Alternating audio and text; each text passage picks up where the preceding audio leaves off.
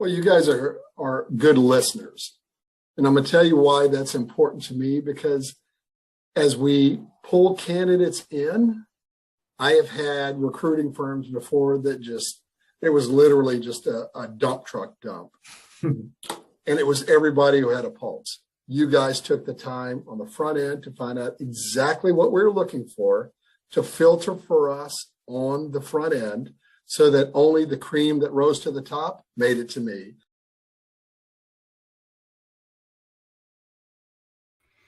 All right, guys. Welcome to the Automotive Intel Report. My name is Sandy Cerami, coming at you live, and I am joined today by the right hand of God, Mr. Ron Marvo, the man who's got probably the best eye for top talent in the business. And so he is my right-hand guy, and he is with me here today. We also have my man, Mr. Scott Trainor. He is the COO. Got to get that right. Got to get all of those vowels right, Scott. If I don't get the vowels right, we have a problem. COO at usamotorjobs.com. Got to check that out. And we've got the founder and CEO of Blinkco and Blinkco Mag, Basel Cheneir. And so we've gone international, guys. We've gone global because we've got two Americans and two Canucks, two Canadians here on the screen with us here today. And we're going to have some fun chopping it up and talking about 2022, the sizzle and the fizzle. Okay, we're going to talk about the stars, if you will, and those that kind of missed the mark, and gave us some of the WTF moments, of 2022. We're going to talk about some of the predictions that we've got for 2023. Some of the folks or companies that we see as big winners or big losers in 2023, and some of the trends that we see and that we're going to identify for 2023. Talk a little bit about AI and automation. We're going to talk about EVs. We're going to talk about social media marketing and its impact on advertising and marketing budgets, and how dealers and also individuals are now creating, brand equity, if you will, and also an incredible experience for their followers and the folks that they interact with and engage with on social media. So let's get started, fellas. Welcome. Welcome. Thank you so much for having us. Thanks for having us. You might notice, Basel, back in the old days, they used to say to us, one of these things does not look like the other. Scott Trainor, I'll have you help me out. What is it that is different about this screen here today? Well, I think we spent a good time trying to troubleshoot Basil's virtual background. And as brilliant of a mind as he is, and as creative as he is, he could not get the virtual background on. Sometimes I do have hiccups. Don't worry, man. Here's the funny part about it for me is he's the guy that really does a great job at creating sizzle. And today it was a fizzle. Yes. It's almost fizzle. That's granted. Yeah, absolutely granted. But listen, everybody's allowed to have a swing and a miss, from time to time. So no big deal. Guys, let's get it started. Ron, let me ask you a question, just to, from your opinion, what we've been looking at and we've talked about so much over the course of the last years. You look back at 2022 and look at, who were the stars and who were the kind of, WTFers of the year. Give me your star for 2022. What stood out for you in 2022 with respect to automotive? I mean, definitely for me, I would say the EV movement. I mean, you have EVs that sold, all over the country, and definitely a huge surplus in them. Tesla passing the 500 million units delivered mark. Come again?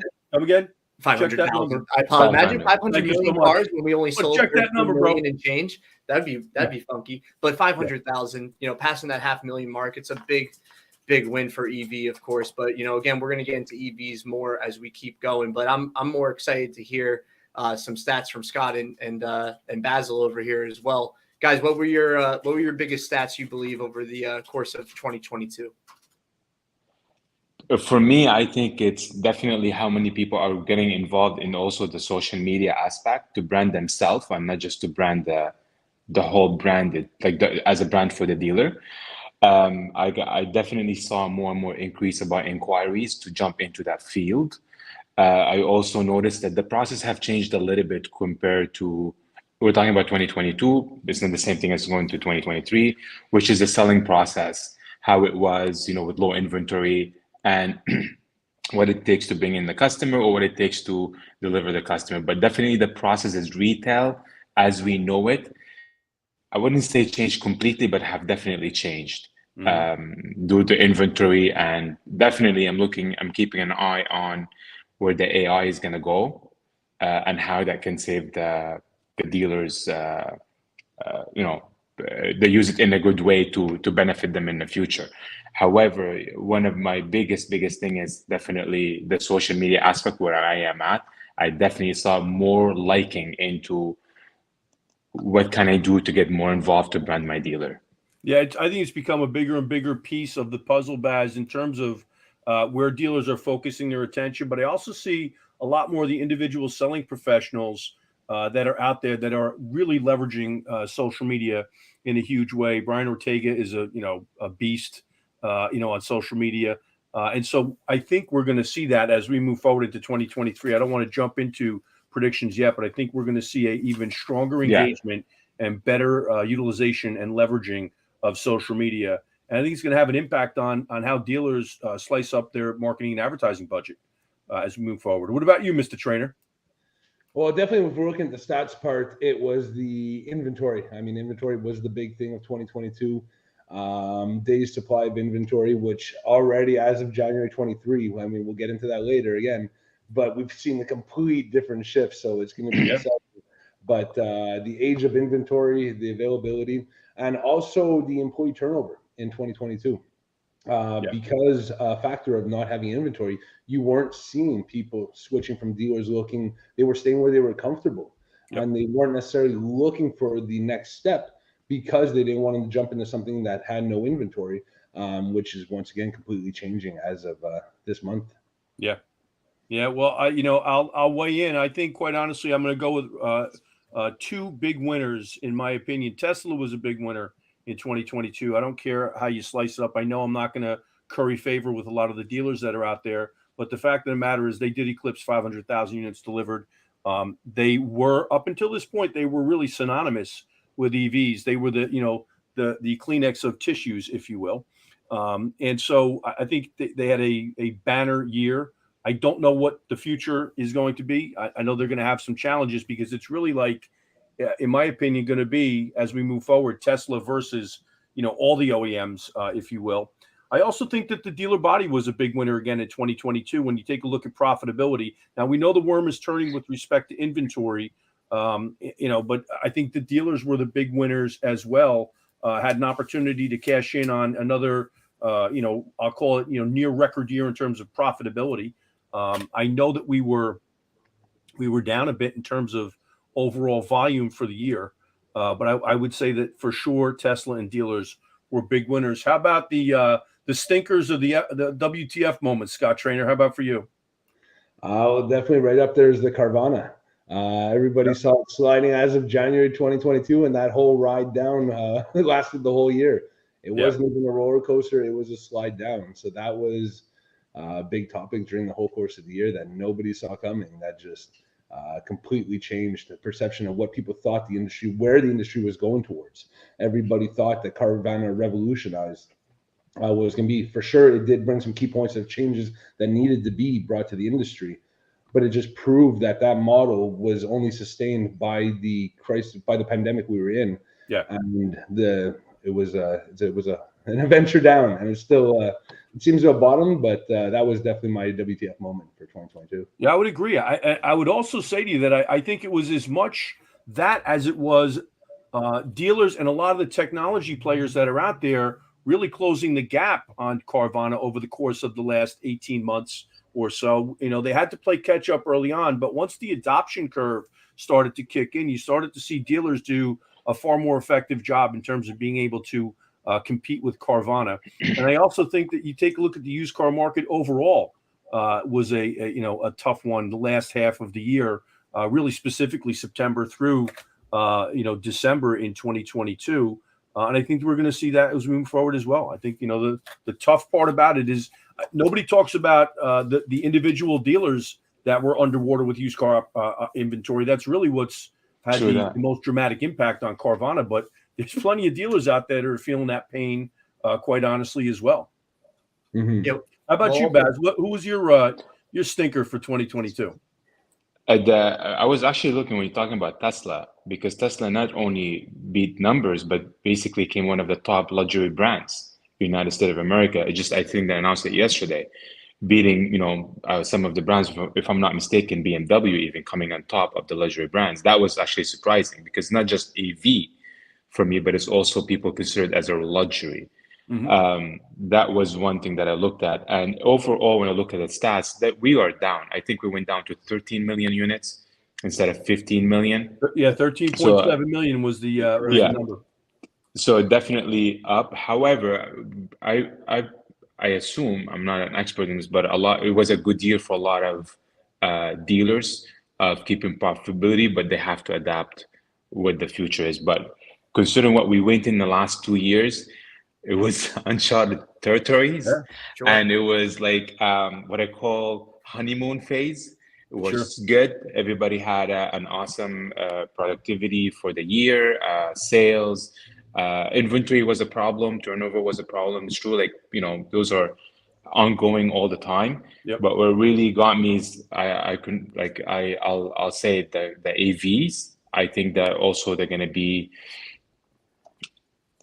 We'll see where the future is going to go, to be honest with you. Okay. Because you and I had this conversation about where it's going. I am the skeptic and the cynic. I'm just going to say right now. Yeah, exactly where I feel. And even back at home, when I speak with some of the dealers, some I've noticed, and they've noticed, the gas cars are not selling as fast as the AVs. So they're also piling up some of that's going to change pretty soon, buddy. It's going to change very soon. Wait till the rolling blackouts hit you up in Canada, because they're coming. All right. Sure. Exactly. Yeah.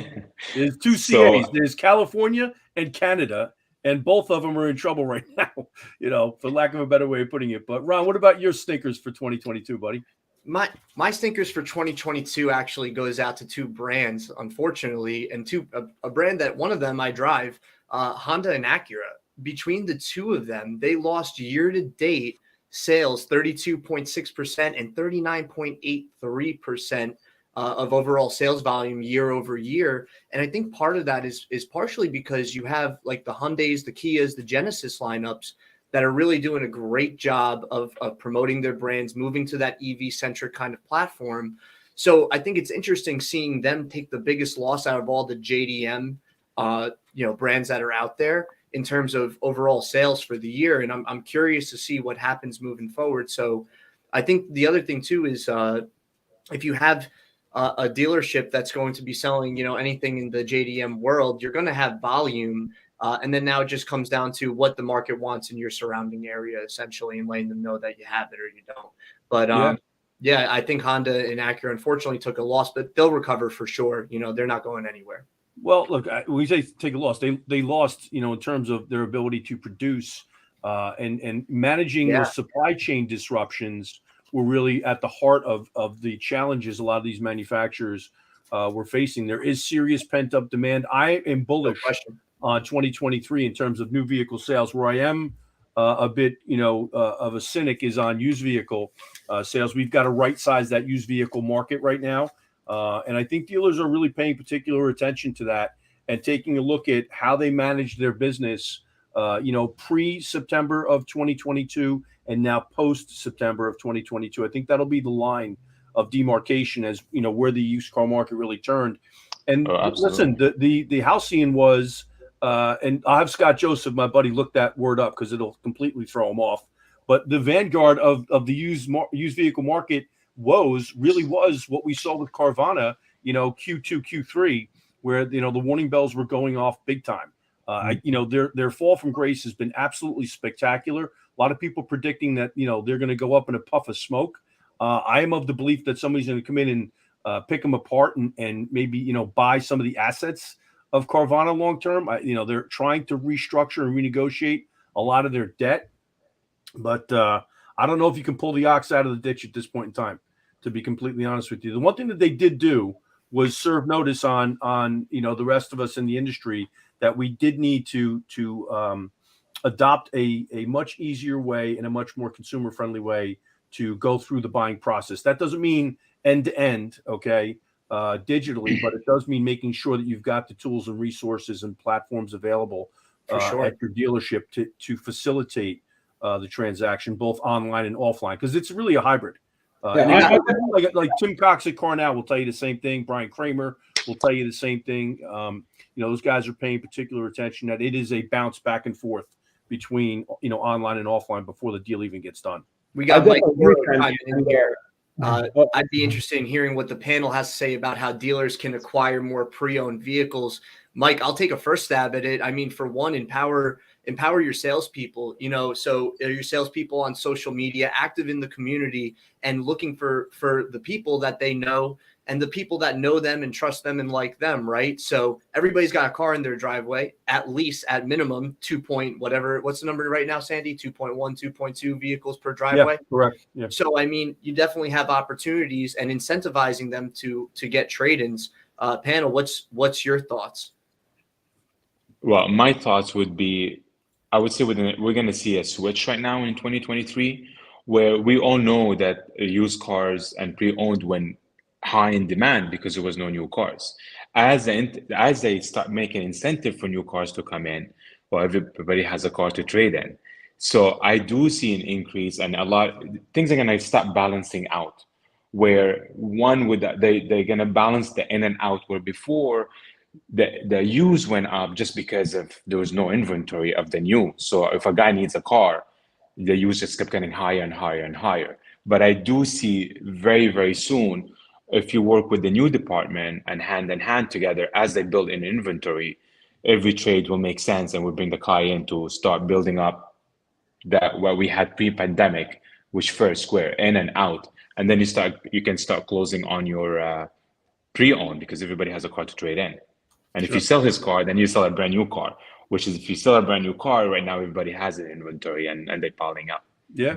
Yeah. Agreed. What about you, Scott? I think acquiring pre-owned actually can be a couple of different situations. Depends on how old the pre-owned. Now, if you're looking at somebody who purchased the pre-owned that you're trying to acquire within the last year and a half, it's definitely going to be an interesting situation because the market has adjusted. So they bought at the height of what these vehicles were being sold for. So that's definitely going to be the tricky challenge to try swing them in. It's going to depend heavily on what inventory is coming in and what manufacturer incentives they might put on new vehicles, because there's a lot that are going to be underwater. Now, if we're talking people who purchased their vehicles prior to the increase, those ones are going to be the easier ones to switch. So it's really getting out and engaging, and it's back to the grind, back to the basics. Get on social media, have your team reach out to family, friends, community, be active in the community groups. I know every brand has at least one model with a niche following. So they have Facebook groups. I'm in a bunch of them. I'm a Toyota fan diehard. So I'm in Tundra groups. And you see people, but you see some of this, I see some stores in there where people are picking up people's Tundras from in these Facebook groups. So they're out there. It's just going to be a lot more challenging, a lot more work. But those that put in the grind will be able to find the vehicles.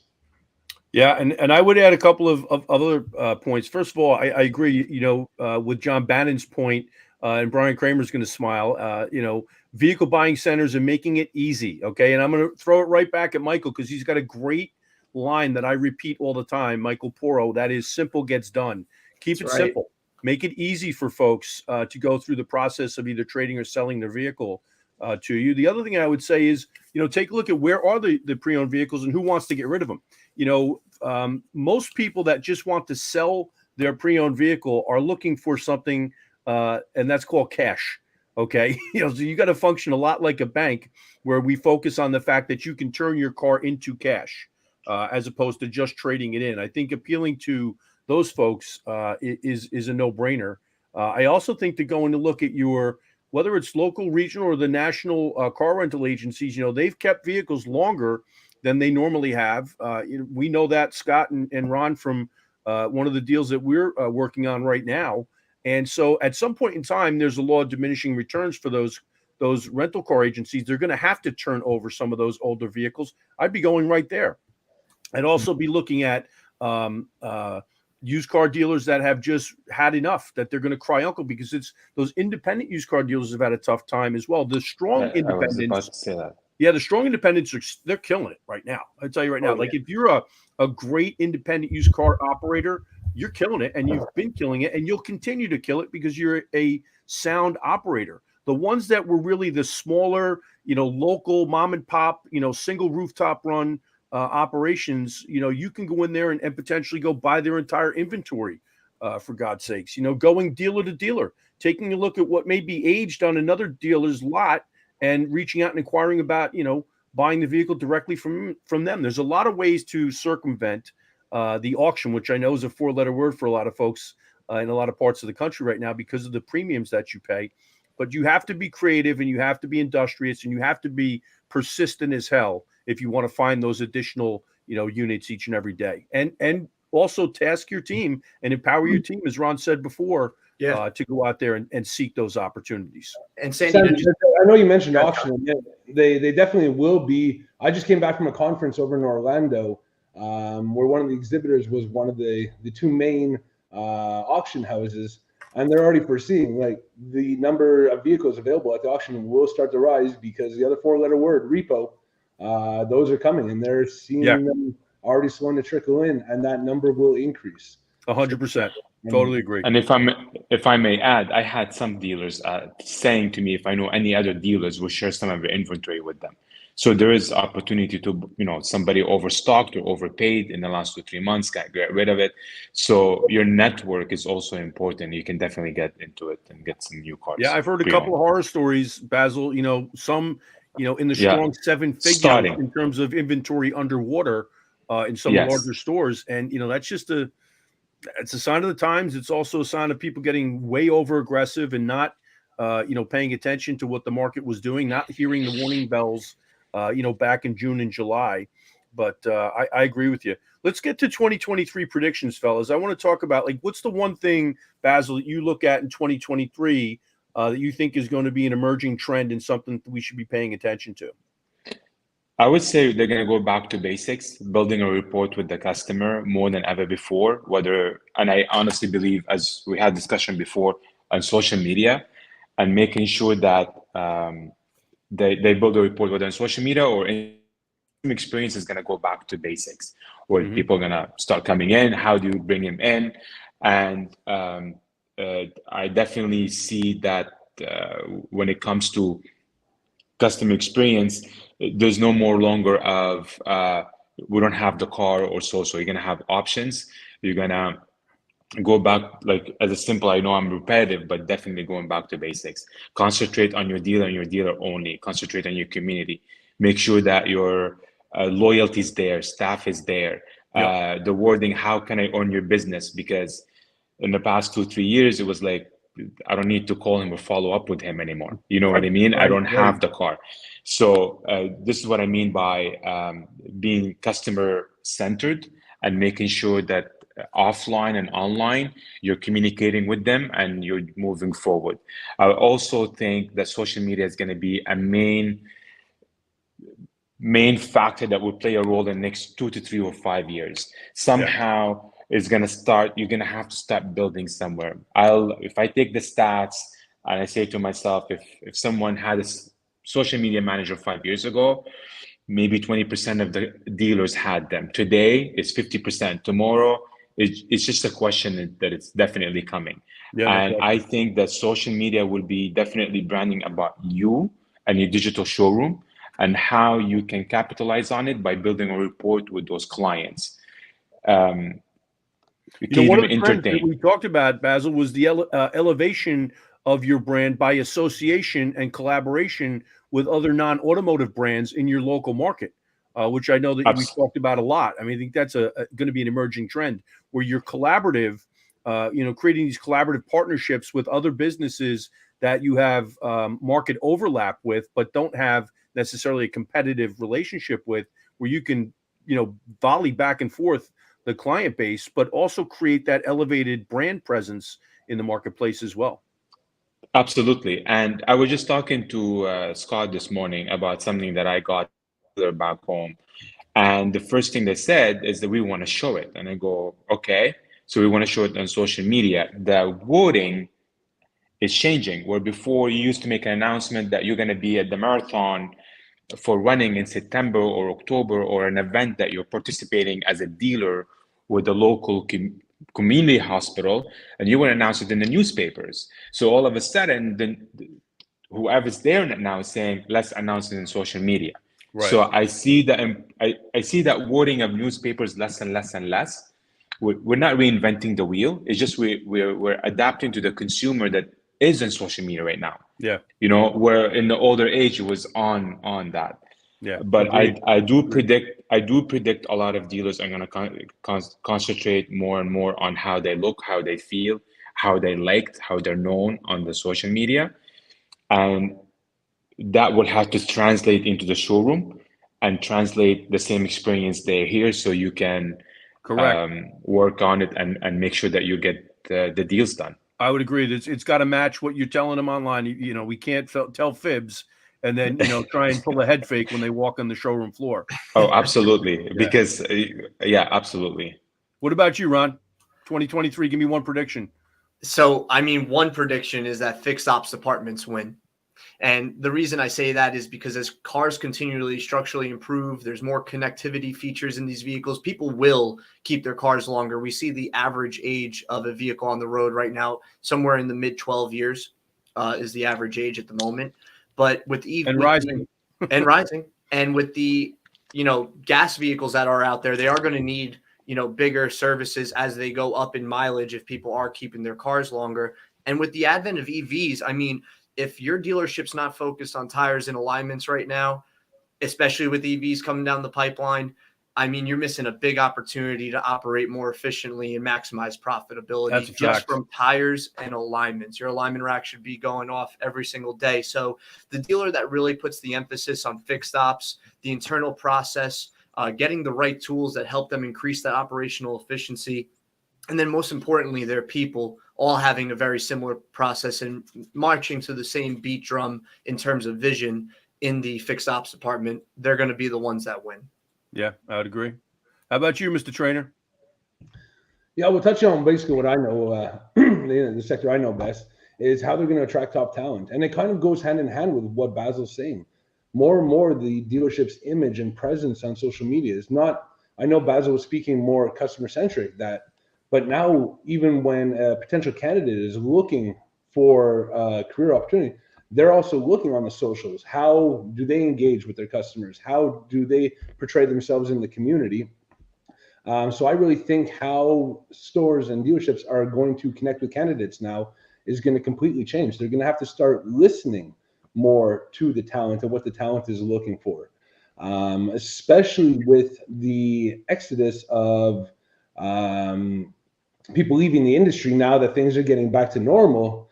To try bring people into the industry, they're going to have to elevate their dealerships. They're going to have to elevate the compensation and the way that they're recruiting. So it's going to be the last 2 years, they have not needed to put any emphasis.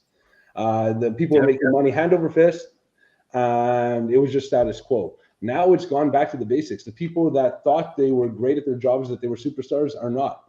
So it's going to be training, and it's going to be hiring. That's going to completely change for 2023.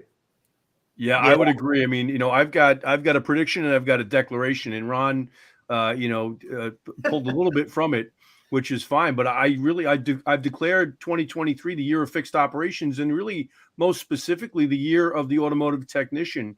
It's time that we take a look at, the traditional relationship between dealership and technician. There are so many things that we can do to take advantage of a workforce that is changing dramatically. And we're going to talk a little bit more in the next block about AI and automation and its impact on the workforce. But, when we hear companies like Amazon, laying off 18,000 people, those folks are going to need somewhere to go. And I think if the folks at Lincoln Tech and UTI and Manatee and any of the other educational providers that are out there for automotive technicians are paying attention, you need to get in touch with those folks, because those are folks that have potentially the raw skills that we need to start to grow the rank and file of technicians across the country.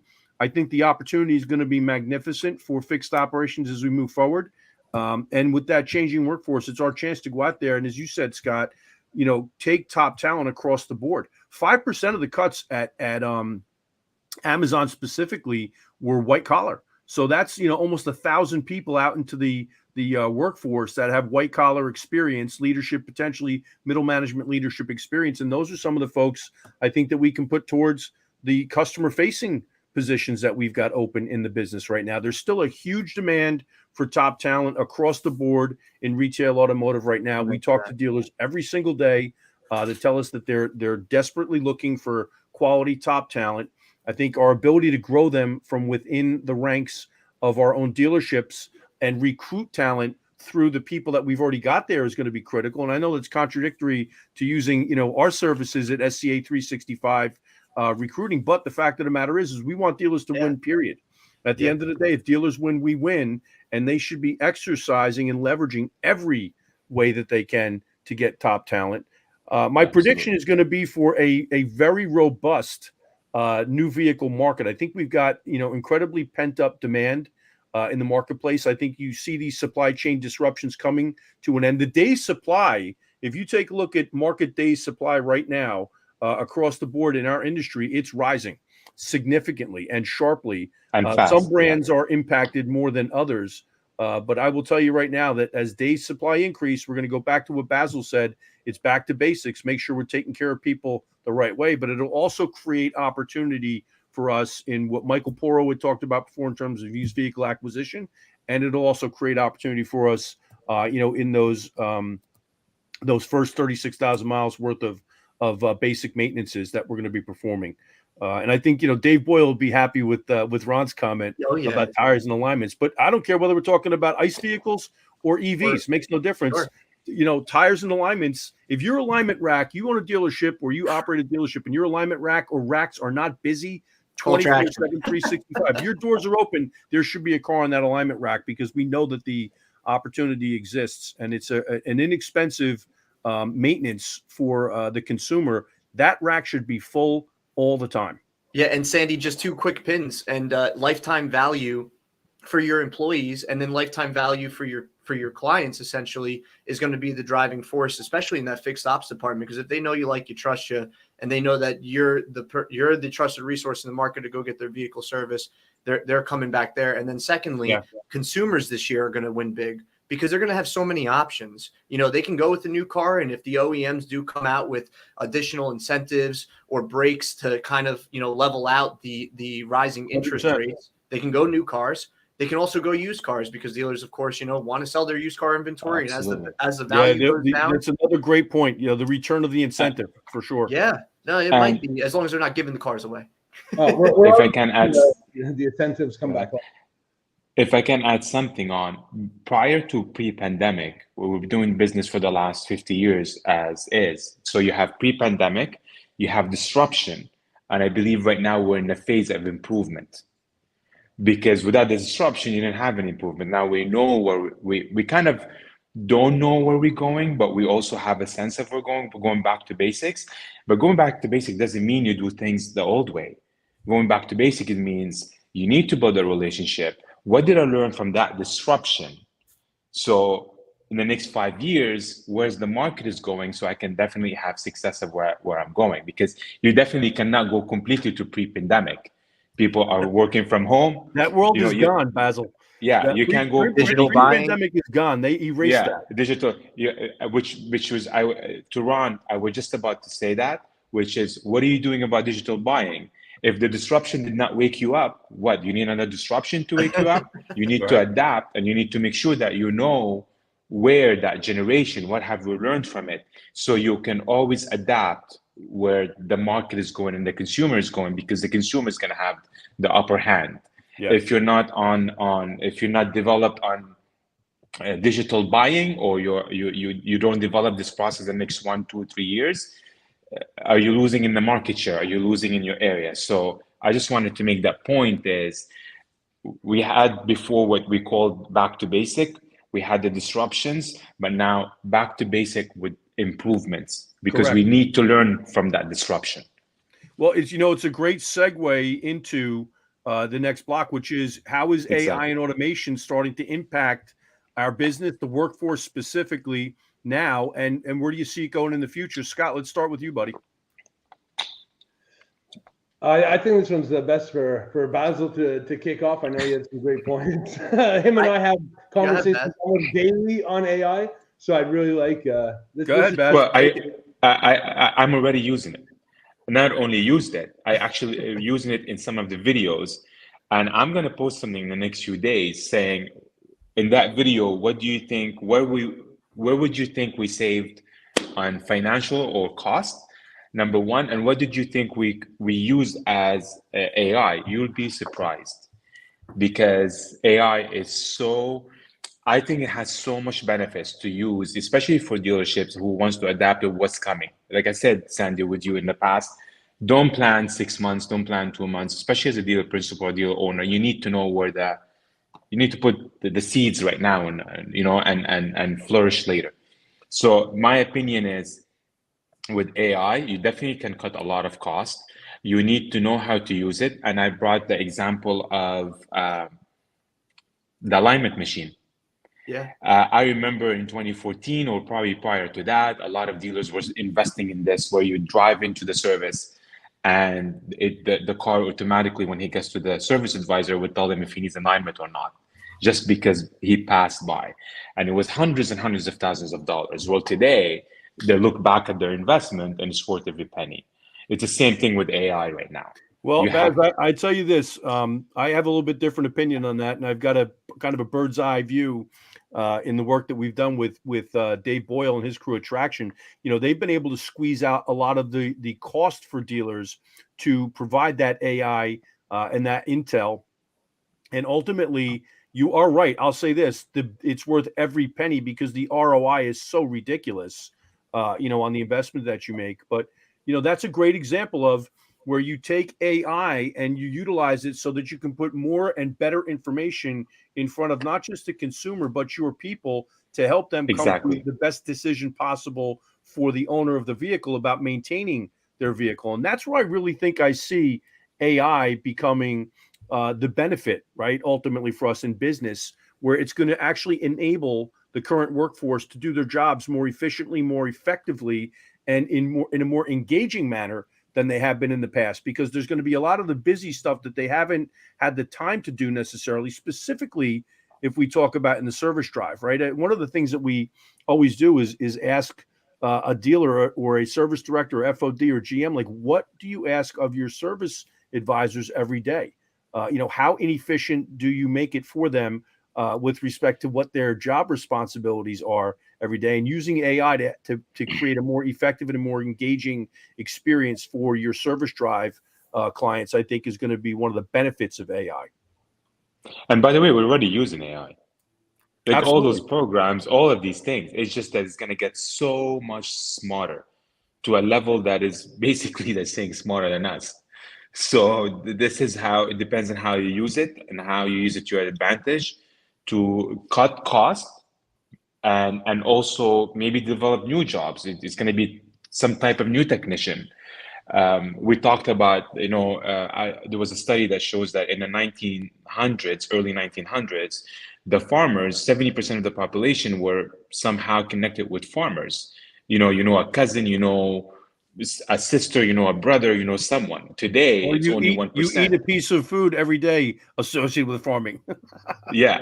So when the tractor came along, it was like, oh my God, people are going to lose jobs. But no, it created dealers, it created tires, it created, Sure.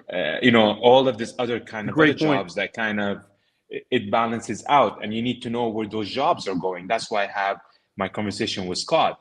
As I said, Scott, the way we can help also dealers is to know what kind of, like I said, I mentioned earlier, social media manager. What would they need in the future? Would they need an AI technician in the deal? I do not know. I'm just assuming here, but where the jobs are going is extremely important. Yeah, I would agree. Scott, your thoughts? Yeah, well, I didn't want to take anything away from Basel, and I'm glad he segued right into it. It's really going to be for jobs as well. AI, the way we communicate with employees, the way we reach out to candidates, the way we're putting out opportunities is going to be completely different, whether it's by text, the information you're going to be able to gather for what they're looking for. And I know we're working on that, and Sandy, I know you're working on that with us. but we're looking to get the data using AI to bring Right. to the employers to let them know what the candidates are looking for, what the best way to have the perfect synergy will be. This is not by asking them. This is really the technology that we're able to grab the information that people aren't necessarily willing to give in person. But when you're using this tech, you can work it a way around where you can gather that information almost with confidentiality. Right. And people are much more comfortable to provide it to you. So it's almost it's odd at the same time that people are more comfortable to converse with the machine and to give all the information to these AIs that are running Right. to an actual human. But we are able to use that to our advantage, and that's happening very quickly. Well, I'm going to weigh in. I'm going to tell you, I am a guy that is not a huge fan of AI replacing the human element, because if anybody has had to call a 1-800 number and sit on hold or do the AI chatbots, I Just will wanna tell you there's a talk to lot a of work person. left to be done there. I think we were just way too premature, and I think and I'm not talking about automotive specific. I tweeted this last night. I'm kind of sick and tired of the elites of the world, the folks that are making the decisions globally as it relates to business and commerce, getting really lazy and looking to just fall back on AI because of bad decisions that they've made in the past. Okay, it becomes a way for them to cover their tracks on bad decisions they've made through cost cutting utilizing AI. And I'm going to point the finger directly at them, because the consumer experience has turned to absolute shit, and there's no other way for me to put it, but that is it. So I am a little bit, as they say, bearish on AI as it relates to replacing the human element and the human workforce. I think we're not there. Quite honestly, I think We're we're not there. more than We're a not few there. that have jumped the gun. Ron, your thoughts, because we've automated things to make the experience for our clients better and more productive and efficient. Talk a little bit about how we've employed AI, Ron. Yeah, well, first and foremost, to everybody's point, and this is something that I was reading when I was doing some research on the topic, because obviously it's in front of all of us, ChatGPT, except GPT, excuse me, etc. GPT, yeah. Couldn't get that Say out. that 5 times But, fast. right? GPT. Anyway, so it's not humans or computers, it's humans and computers. And although, Sandy, sometimes we wear the tinfoil hat, like we've talked about Terminator or some of these things, Yeah, like AI is going to take over the world. I don't believe that's really the case. And I think that comes more from sci-fi and the movies. What I really think AI is going to be able to do is help your employees focus on more critical tasks. And yes, Andy, we've used AI at this point, from automations, just for scheduling interviews, things like that. Yep. Even, Well, AI it's to not just scan scheduling, but resumes. like scheduling, confirming, Oh, yeah. following up. I mean, if we can use it to improve the experience and improve the efficiency of our teams, I think that's where we reap the benefits. When we try and do it in place of is when we get into trouble. And that's Correct. when you see consumers looking for other options in the marketplace. Yeah, and the other thing, go ahead, Bas. You're so right, because but it is about efficiency. So like I said earlier, I use AI. So I tried it for something else the other day, which is about an article, to see what they add. The article came, I would say, unbelievably 95% right, but it doesn't make me not look at it and read it and correct it as of now. I don't know how smart it will get in the future, but you always need that. So what I'm thinking, the thought I had in my mind is how much time it saved me to write an article in Blinkco magazine. Sure. What I mean by that is, by the time I send it to the writer, by the time day or two, all of a sudden right now, I can actually do something for an hour and review it and post it. So 3-day article to go on, it took me an hour to publish it on Blinkco magazine. Yeah. So now, do I still have the writer? Yes, but he did it. He downloaded it. So instead of like back and forth and then review it, and that I just wanted to add this to Ron, because it is how fast the word would be. You can do a lot of things a lot faster. Text a customer a lot faster. Be in touch with them. Things are gonna be easier than the whole 6-step things to do. Yeah, and the other thing too, to that point, Basil, is the augmented and virtual reality worlds of AI in 2017 was at 217 million, and by 2025 you're expected to be around 673 million, which is a compounded annual growth rate of 175%. And I mean, you're looking at cars right now since 2017, 2018, having augmented reality with things like traffic sign recognition, knowing when lights are going to turn red or green. Those little things are helping our consumer base. But from our employees, I mean, you might even have in the service drive recommendations specifically from AI, from data put in on a specific client's vehicle that are going to allow, service advisors not to replace a service advisor, but to help to prop them up and saying, hey, this is something your vehicle does need based on maintenances that are being determined in advance by AI for your vehicle based on your service. That's record. that's a great point, Yeah. Ron. I think that's where you're starting to see the benefits of the predictive nature of AI, et cetera, where they're using that intelligence, for good. Let's round out this block here right now. I would say this to you. I think it's that we're in accord, and I think most people would be in saying that if you're using AI and automation to augment and improve the experience for both your clients and your teams, I think that's the best approach. Exactly. Ultimately, I know that there are a lot of folks out there, including a guy who really is deeply invested in AI, Elon Musk, saying that it's an existential threat, but it is as long as we don't keep ourselves in check in terms of what we're looking to utilize AI and automation for. So Michael's comment, riddle me this, Batman. In the 80s, the average salesperson sold 10 vehicles. And today, with all the technology, including AI, the average salesperson still sells 10 vehicles. I humbly believe that the biggest opportunity for gain in people development leadership. Michael, I love you because you are 1,000%. on the money. We talk about increasing the intelligence from a IQ perspective all the time, but, increasing emotional commitment, buy-in, and engagement, and also the EQ aspect of how people do business, I think is something that we're going to see a much bigger investment in 2023 as we move forward. You're going to see that come to the forefront because we cannot sit back on our laurels and just command price because of availability issues in 2023. We're going to see the worm is turning. Yeah. And to Michael's point, that EQ and developing your people is always going to be big. You're nothing without your people. Your business isn't a business without its people. And you can't teach AI at this point, at least. It can have all the data in the world, but if we're not putting data into the system for that AI, it's not going to be able to give us something back. But we're the ones that interpret the data, and we're the ones with the emotional intelligence. It's like I remember when we, with all the programs and what do you call it, AI or not, like 180. CitySoft and all these things in the dealership to track customers, give quotation, whatever. If you don't use them, and if you don't have leadership of using them, you're just investing your money for nothing. So, gotcha, 100% right on. Yeah, John Bannon, my buddy JB, who is the master of phone skills. I mean, if you're not looking to JB to work with your team in terms of inbound and outbound phone skills, you're missing a huge opportunity. And I'm giving him a shameless plug because he deserves it. And the point is that you can use AI to dial the number and to initially engage a prospect, but you better put a human being on that phone that knows what the hell they're doing, how to say and what to say, what they need to say in order to get that process started. And again, it's a perfect example we talked about using AI and automation to augment and create efficiencies, not to replace the human-to-human aspect of it. I'll tell you this, and this is the last point before we move to the next block.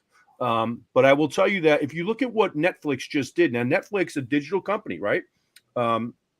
They just released Glass Onion Knives Out, the second movie in that franchise, and they had a initial screening that was available only in movie theaters. All right, to release the movie, it was a limited release, but it was a wild success for them. And I think what they recognized was that people still want to go out and have the experience, not to just sit there and do the VR deal or just watch something on the screen, in their home. They want that level of convenience for sure, but they also want to have that experience where they get out to actually touch, taste, smell, and feel the whole thing. So let's move to the next block, which is one I've been looking forward to be honest with you, because I know how I feel.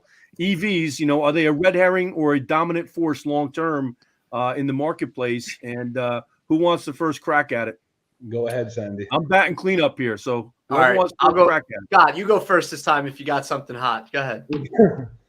Listen, I see both sides, and I know Sandy's points, and I know where this is going. Something I speak daily. So, was it a red herring? Yes. Was this pushed for a certain agenda? I strongly believe yes. However, are they here to stay? That I also believe yes. We agree. Yeah. Yep. The initiative was definitely pushed. And I mean, if we want to take Toyota, for example, when you look at Mr. Toyota, one of the smartest manufacturers and smartest gentlemen in the industry, Toyota's not going all in on EVs. And I've said it from the beginning, I strongly believe there's going to be a mix. We're going to see the ICE engine. We're going to see diesel. Hybrids are going to be a main component within the industry. I truly think hybrids should have been the main focus before going EV. Everybody, a bunch of manufacturers, especially Stellantis, went right from, okay, we're making ICE engines to, hey, here's our EV brand. They kind of skipped. I know they had a couple models, but hybrids are definitely. And when we're looking, hydrogen is going to be coming as well. Everybody got caught up in this whole I'm green movement, the I'm saving the planet kumbaya, without actually doing the research and realizing what the repercussions are on long term, on mining, on how to dispose of them as well. Everybody thinks wind is clean energy. If anybody's done their research, if you know what these wind turbines, the blades do, they have not figured a way to recycle them. So they actually have mass graves of these wind turbine blades that are used to power the grid to get your EVs. Yes. So was it sold as this big thing? Everybody got, it was kind of like crypto. Everybody thought it was this big revolutionary thing, and now the holes and the flaws are starting to show. So to wrap that up, yes, we're here to stay. Yes, Scott, I love that you're laughing because I'm like biting my lip over here. But I agree with everything you said. I have no opposition to anything you said, to be honest with you. Will we see more and more manufacturers coming in? Yes. I mean, Lucid's coming out with a beautiful product. Michael Poro, by the way, who supports exactly what I'm saying. He says, a lot of it is because of the grift that's going on in DC and around the globe. And by the way, Beijing in on that grift too, Michael. I'll go through some stats when I jump into this block later on that are going to blow people's mind. Things that people are not thinking about. They need to be educated on. So, how about you, Baz? What are your thoughts on EVs? I don't think they're going to last long. I think they probably. Wow. Yeah, wow. I'll tell you why. This is my suspicions. I could be completely wrong. It's because the green movement right now is starting to realize that there's something behind the scene that we haven't been seeing, like you and I discussed with the Colbert, and how much is it to make a battery and how they dispose of it. It is 10 times more environmentally net friendly than what we have right now as existing in a traditional engine. That is a fact. That's that. And that's why I have my doubts, because if you're trying to save the environment, you're putting a whole other toll, and there's nothing green 100% ever. It's nothing. Like trying to nothing green 100%. So human beings aren't green. Just ask the World Economic Forum. Okay, when we breathe, we're part of the CO2. It's trying to. My wife and I will always eat as much as we're organic as we do, but I always tell her it's not 100% organic. There's some element in there. Right. Either they sprayed something or they did something. There's always something. And that's why it's the Tommy Boy effect, right? The guarantee on the outside of the box. 100%. So what I think it's going to evolve. I think we're going to have more options. Right. And the only reason why I'm starting to have that, because it's not as green as people think. And it's coming out now, and as you and I spoke about Colbert, I don't know if you want to mention that here, but yeah, it is. I don't see it's going to last forever. It's going to, and not to mention the infrastructure is not there. It's about green, just not going green. Yep, it's not going. You trust me on that one. It's the different type of green. What about you, Ron? Guys, take your shot. So listen, I mean, we've all made great points, and I want to bring up Scott Ray's point again about the minerals and to Basil's point on the mark. I mean, Scott Ray is not Scott, wrong, because not just cobalt, but you have steel, aluminum, nickel, lithium, and that's going to determine ultimately the production of EV batteries and also semiconductors. So we see that with the inventory shortage is huge. The other piece too is Volvo now we're going to start talking a little bit about brands. Mercedes-Benz, GM, Ford all signed the COP26 declaration, which says that they're going to be zero emission vehicles by 2035, not just BEVs, battery electric, but zero emissions. And the goal with that is actually to be by 2050, completely zero emission free vehicles across the world. But to our points before, tap the brakes, young man. Hold Oh. on. We're not going to make a statement like that without dissecting it for just a second. Oh, You define what zero emissions even is. Thank you. Okay? The same people that are making these bullshit declarations I know. in the first place. So Well, funny enough, Sandy, these quotes of data that I'm mentioning come from none other than the World Economic Forum. Yeah. And what's funnier than that is they zero credibility. They actually go against EVs for a little bit too, because they say that right now you have 16.5 million EVs is the number that's on the road. And by 2050, that number would rise to 300 million. Now, just for a second, I just want you to think about this. EVs are currently displacing 1.5 million barrels a day of oil usage, which makes up 3% of the total road fuel demand. So just imagine for a second if we were at 18 times the amount of EV vehicles on the road that we are today. So the only other thing I can think of that might help them in the future, and again, I don't think EVs, they'll be part of it, but they're not going to be the end all be all, is the vehicle to grid charging technology, which might be coming out in the future, where vehicles and grids interchange power. But without that, I mean, the infrastructure is not there, and I'm going to leave it at that. Buddy, if we see what you just said in my lifetime, I'm a believer, and that ain't gonna happen. Okay. Yeah. And I know Scott Joseph's, if he's watching, is laughing right now because he's saying, well, Sandy, you're an old man, you don't have much time left. But all the coal, exactly, Michael. All the coal. And by the way, here's the point. I'll go back to something that I think both Basel and Scott touched on. There is no such thing as pure clean. Correct. Right? Pure clean, pure clean, pure this is all narrative driven. Okay. This is all alternative how do I put this? Hidden agendas, okay, that are out there. And so I'll jump in and add my very passionate thoughts in terms of give it to him, SC. Let's go. Well, here's my thing. I think that there's a difference between adoption and coercion. Okay, and I see the OEMs right now looking to coerce their dealer bodies, in varying degrees of force. Ford being at the top of the list, like the ballsiness of Ford and Jim Farley. Shame on you for pushing as hard as you are on the dealer body that, quite honestly, carried you through so many crises over the history of your company. Absolutely shame on you for pushing so hard on the Ford dealers the way that you are. I see that GM is a little bit more collaborative, even Stellantis a little bit more collaborative in terms of how they're approaching the dealers' adjustments and also investments that are required. Now, I will say this: I am of the firm belief that General Motors' 100% Buick EV lineup is a red herring. I think it's a way to take that franchise and push it off into the sunset in some way, shape, or form, quite honestly, or make it a China exclusive because of what they've done in terms of EVs. It's really coercion versus collaboration. What's going to drive adoption more so? The general public themselves does not want 100% EVs. There is a significant portion of the general public, the people that actually pay for the vehicles that the OEMs make, by the way, they pay for those vehicles. They're not given to them by the OEMs. They have something to say about this as well. And the market is telling these geniuses at the top of the OEM trees, hey, tap the brakes. We don't want 100% EVs. It's a farcical falsehood that it's a clean technology shift, okay? Yeah, and on top of that, Sandy, just real quick point is that they're never going to be able to go full electric when the average cost of an EV vehicle right now, we're way over 50K. And then on top of that, 7-passenger vehicles that are electric. Kia is the only one that's coming out with one this year that's going to be semi-affordable around $50,000. Right. And how many people in the United States alone drive 7 passengers? I'll leave it. Yeah. And Ron, what happens when they take the incentives away? Oh my God, Scott! You just 7,500 is gone.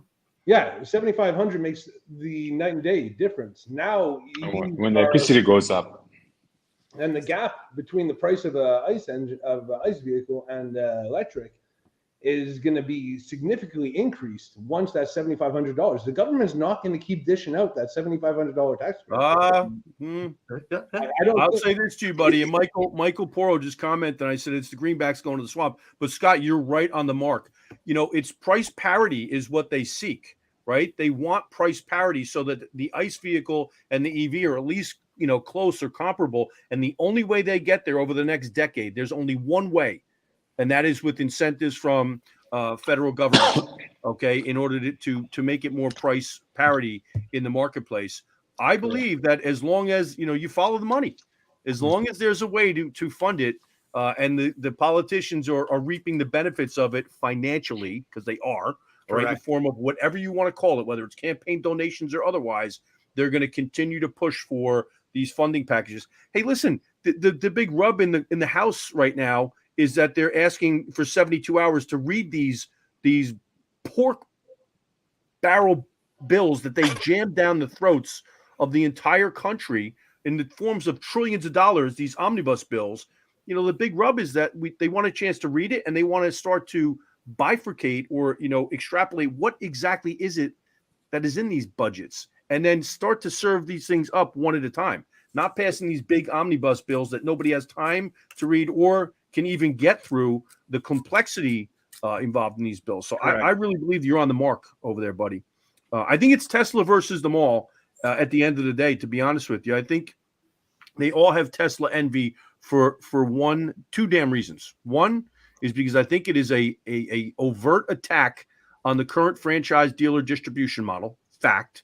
Anybody wants to argue otherwise, I invite you on to the Automotive Intel Report. Bring your facts, because I'll have a spirited debate with you. And I think the other thing they look at is as the ability for Tesla, from a cost efficiency perspective, to deliver service to their vehicles in the marketplace, right? I think they like that piece of it as well. But the truth of the matter is, let's go back to the grid piece. We can't handle it. And you're not going greener. You can't. Now, here's the other dirty little secret that I'm going to talk about. And you can go right to Joe Rogan's podcast and listen to Siddharth Kara talk about the fact that you have significant child labor laws, global or international child labor laws being violated in Africa right now in these cobalt mines, where they've got tens of thousands of people on their hands and knees with hammers banging away to source the cobalt necessary to manufacture these batteries. Okay. And everybody's turning a blind eye, including the guys at Apple and all these other manufacturers that are out there utilizing cobalt. They're at the top of the supply chain. What's going on at the very bottom, the depths of the supply chain, is criminal and disgusting. And it's the dirty little secret that nobody wants to talk about. That, I think, will be as much, a pin being put into this bubble as anything. Reminds me of fashion. And that's why, this is why I said that I don't think it's going to last for a long time, the AV, because once the truth is out, when the public is seeing what the Joe Rogan put on, 100%. It's going to influence people. And when they influence people, it's going to give you a second doubt. Should I really buy that AV? Because right now, all of a sudden, I'm not looking good. Do you know what I mean? Or I might have someone. And that's what I think, that's the biggest thing right now. It's not as green as they claim it is. I agree with you more. You're right. You've got political leaders, and you've got these global corporate business leaders all playing three-card Monte with the general public. Okay, so we can distract from what's really going on. And that may sound like a conspiracy theory, but the fact of the matter is the arguments that they make in support of electric vehicles don't carry water. Yeah, it's just that simple. There's holes in that bucket all over the place. And we're consumer driven. If the consumers start really finding out these things out and start coming out more and more and more, they will make the choices. And like you said, the general population right now do not want an AV. I would say there was a study showing 80% of people still want traditional engines. You mentioned before, Baz, that there are other technologies. There are 4 other emerging and with significant investment in 4 other emerging battery technologies outside of what we're seeing right now with the lithium-ion batteries that hold promise. And look, we referenced Toyota before, who I think is the smartest OEM on the planet, and it ain't even close. Where's their focus? Their focus is still on hydrogen.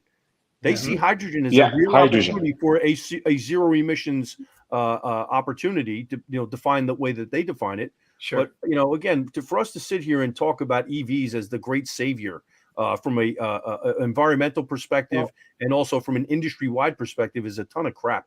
They're already talking states where they have a weight restriction problem. They can't build these vehicles large enough, these 7 passengers enough, because of the weight. You're absolutely right. That's an issue right now that Congress is going to have to wrestle with in terms of changing the laws with respect to vehicle weight ratings. Yeah, they're exceeding the weight ratings even for some of the roads that they're traveling on. Yep, and even over, just an FYI, in Europe, they're actually they're already anticipating the grid being overpowered there with Europe and with EVs by 2027. I think it is that they want as many EVs on the road as possible, if not all of them, and it'll surpass the ICE vehicle sales. But they're trying to get people to get in their mind to change to day charging, because when are most people impacting the grid? It's at night, 5 to 9 o'clock. And when are you more than likely charging your EV? At night when you're sleeping, right? So most of the grid power is being used in that time period towards the later evening. So they're already coming out and saying, hey, people, in advance, start getting into the mindset of going to work and then charging your EV while you're at work. Yeah, well, everybody's talking about the price per gallon of gasoline. Have you taken a look at your electric bill? Your gas but that's okay. I was just about to jump and say that, because in Switzerland, if I'm not mistaken, the actual electricity bill has gone up 5 times. Yep. So the guy, because you can understand, they sold the consumer 2 things. They sold the consumer you're being green, and they sold the consumer you are saving money, because you're not going to spend $100 you see this a tank. Face you know right what I now, mean? Baz? You see this face? This is called the I smell shit face, and that's exactly what we get him. So now he's not saving money, and he's not being green. So both of them, because his bill just freaking like, so why did I buy an EV for? Yeah. And that's actually happening in Europe as we speak, one by one. And in Switzerland, people are losing their mind. From what I heard, is it costs more right now to charge your car than to fill it up with gas. Yeah, it's a fact. Well, guys, listen, we're over an hour here. I want to make sure we're respectful of everybody's time, not the least of which is the folks that are watching from their home or their office here today, or if it's one and the same, your home office. Sure. But I want to thank you guys for taking the time to chop it up over here. I think 2023, quite honestly, is going to be ripe with opportunity if we're paying attention. I think that the pent-up demand is going to be a boom for new car opportunities and new car dealers. I think we've really got to right-size the used car business as we move forward. I think that, identifying top talent and continuing to work on improving your teams is going to be a focus. And Baz, as we said before, social media, a bigger and bigger piece of the engagement puzzle, driving actual sales in 2023. I think the better we get at this, we're going to have to come back and get Basel to tell his authority on that too. On another one. I think so. I think it's worthy. Yeah, it's worthy of its own segment for sure. Any last thoughts, Scott? No. Once again, always a great conversation, and obviously I'm going back to when we started the EV conversation. You saw me laughing because we both definitely see the industry, and that's what I love about it. It's always new. It's always exciting. Yeah, there's going to be issues. But the automotive is still, it's ever changing, and I think the message we have to portray to everybody. It's a great industry to be in, and it's something that's constantly evolving for the better, for the worse, some political, but it's nothing that stays stagnant, and I always enjoy being in it. Back at you. How about you, Marvelous? For me, it's the immortal words of 1, Michael Poro, simple gets done. Number 2, power of empowering your people. And then number 3 for your client base in the Google mantra, know me better, serve me faster, wow me every time. And that's who's going to win. Amen. Well, guys, listen, I wish you guys this is the final time I'm going to wish a Happy New Year to you guys and to the audience. It's over. After that, we're done with the Happy New Year's, for the record. We've already, gotten well into 2023, but I'm excited for what 2023 holds. I think we've got tremendous opportunity in front of us. And as always, I appreciate you guys taking the time. It's time for us to step up to stand out, and we are going to hop out. In the meantime, please like and share and give us your comments. We appreciate it, guys. Have a great day. Thank you so much. Thank you, everybody. Thank you, guys. Take care. Ciao. Bye-bye.